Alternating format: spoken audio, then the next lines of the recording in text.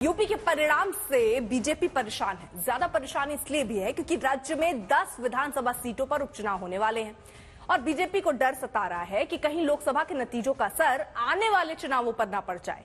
लोकसभा में मिली करारी हार के बाद उपचुनाव में बीजेपी वापसी करना चाहती है, लिहाजा लखनऊ में बीजेपी दिग्गज मीटिंग कर रहे हैं।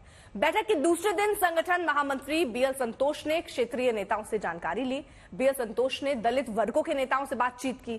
सूत्रों के हवाले से खबर है कि बैठक में कहा गया है कि नौकरी में आउटसोर्सिंग में आरक्षण न होने से नुकसान हुआ है।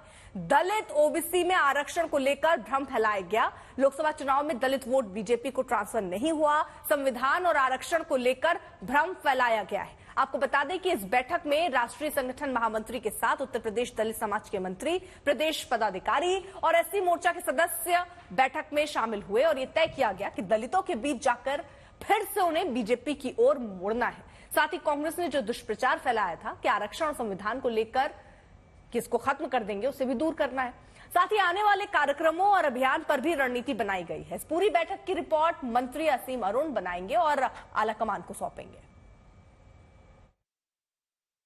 कारण है समीक्षा भी की गई है। जो समीक्षा, हम तो हर बूथ की समीक्षा कर रहे हैं, एक एक वोट की समीक्षा कर रहे हैं, पर आज ये समीक्षा नहीं, ज़्यादा ये बात थी कि किस तरीके से आने वाले समय में हम लोग को जो जनता ने वोट दिया है, जनता ने अपना आदेश दिया है कि आप बेहतरी के लिए काम करिए, जनता की जो अपेक्षाएं हैं उसको हम लोग को पूरा करना है और सामाजिक न्याय का एक ऐसा मॉडल प्रस्तुत करना है जिसमें अनुसूचित जाति, जनजाति, पिछड़ा वर्ग, आर्थिक रूप से पिछड़ा वर्ग, महिलाएं, ट्रांसजेंडर, सबको उनका अधिकार मिले। ऐसे सामाजिक न्याय के मॉडल पे काम करना है।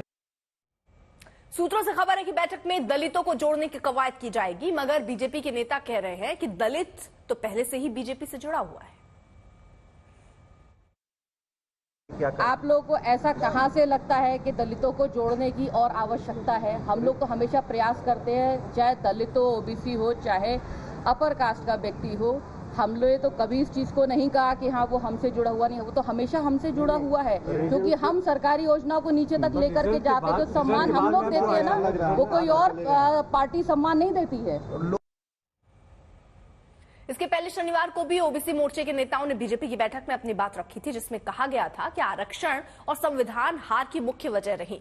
यूपी शिक्षक भर्ती घोटाले को विपक्ष ने प्रमुखता से उठाया। पार्टी विपक्ष के आक्रामक रुख को काउंटर नहीं कर पाई। बीजेपी से ओबीसी वोटर छिटक गया। थाना तहसील स्तर पर बहुत भ्रष्टाचार हुआ। मतलब ये कि बीजेपी चुनावी राह के सारे कील कांटे दुरुस्त करने में लग गई। अब देखिए, सिर्फ बीजेपी ही नहीं, समाजवादी पार्टी भी लोकसभा के अपने शानदार प्रदर्शन को विधानसभा उपचुनाव में दोहराना चाहती है। लिहाजा अखिलेश ने भी एसपी की बैठक में पदाधिकारियों और अफसरों को जीत का मंत्र दिया।